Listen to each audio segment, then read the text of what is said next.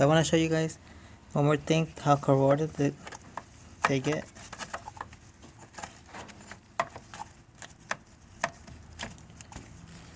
Look at that. That's crazy. So when you end up doing it without heating it up with the torch, they end up breaking from the head. Luckily, 3 came out. Look at that. Maybe I'll add up some antiseize, because that is crazy. Let me get the third one out.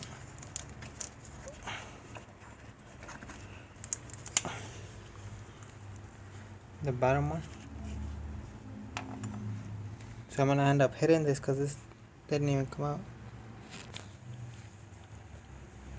I'm gonna hit it with a hammer, tap it a little bit. I put a screw in so it doesn't fall.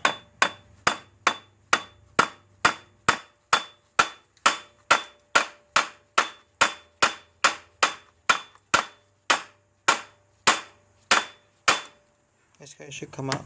Keep hitting it and it's gonna come out. Or use a long screwdriver and pry it.